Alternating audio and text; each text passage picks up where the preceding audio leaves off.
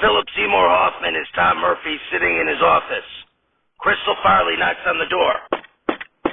Farley. You wanted to see me, Mr. Murphy? Hoffman. Yeah, Crystal, come in. Take a seat, sweetie, okay?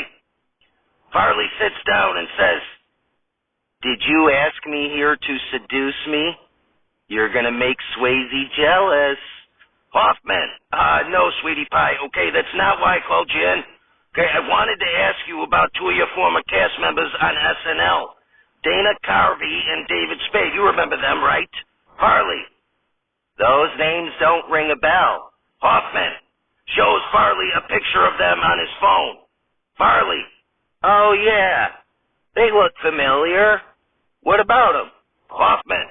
Well, these two have a podcast, okay? It's called Fly on the Wall. Farley. Okay. Hoffman.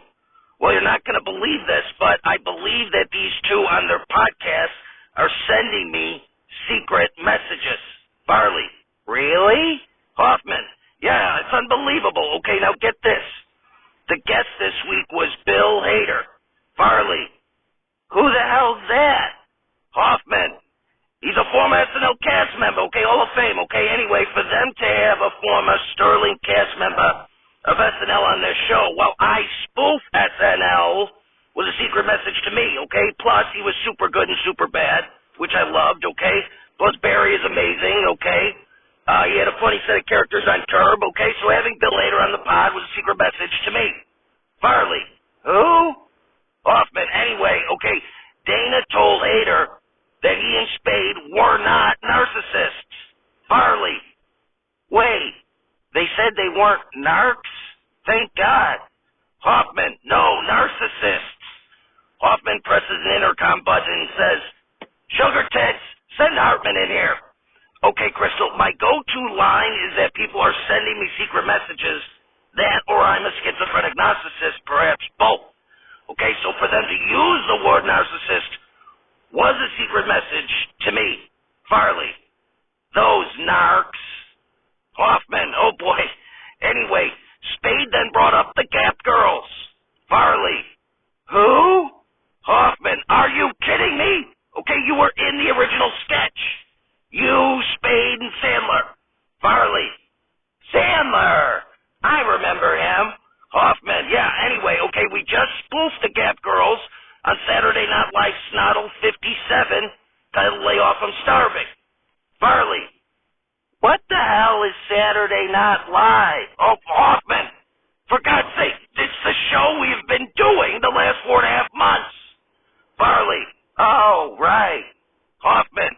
Anyway, Spade mentioning the Gap Girls after we just spoofed it was a secret message to me. Farley. Is Spade the one who was Garth? Or is he the other one? Hoffman. Honey Buns. Okay, you were in both Tommy Boy and Black Sheep with him, David Spade. Farley. I was doing a lot of drugs back then. Hoffman. Okay, fair enough. Okay, anyway. Hader then referenced the movie The Natural. Farley shrugs. Hoffman. The Natural starred Robert Redford. Okay, who Old Fuss and Feathers impersonated twice when I still believed that Redford was dead. Farley. Who the hell is Robert Redford? Hoffman. Oh, for God's sake. Crystal. Okay, anyway. Hader referencing The Natural was a secret message to me. Hartman knocks on the door and says, You wanted to see me? Hoffman. Just in time. Take a seat, Phil. Hartman sits. Hoffman. All right, so Philly Vanilli, I was listening to Carvey and Spade's podcast, Fly on the Wall, and they mentioned you. Carvey said you were great at reading. Hartman. Naturally. Hoffman. Since you're on my show, Saturday Night Live, mentioning you was a secret message to me. Hartman. Well, maybe it was a secret message to me. Hoffman. In your dreams, Philly. Okay, anyway. They then mentioned Jan Hooks, okay? She's on our show. That's a secret message to me. Hartman. Tom, did you ever think that those two things may just be a coincidence? Hoffman. No way, okay? I mean, Jan Hooks, we've had her cans all over this show, okay? So it has message.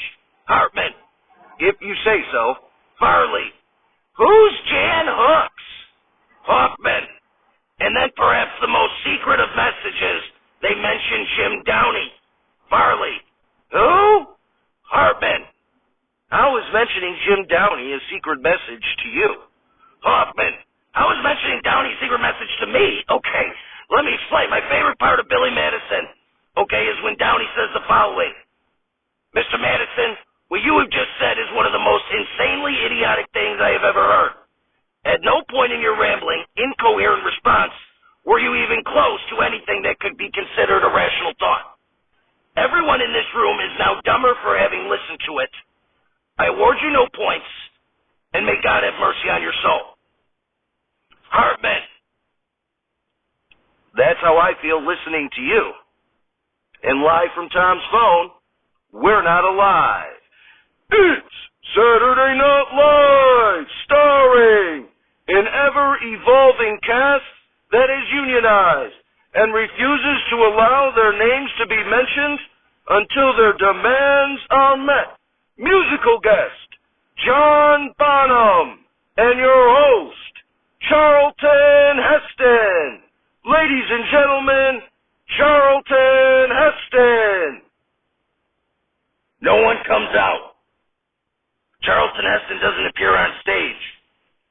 Richard Pryor runs out. Pryor. Sorry, folks. We have a zero-tolerance policy on guns here, with Miss Alina Hutchins being our cinematographer. Cuts to Hutchins, who gives a thumbs up. Cuts to backstage, where Heston, furious, finally relents and gives his gun to Michael K. Williams. Heston finally appears on stage as Pryor leaves. Applause, applause, applause. Heston. Thank you.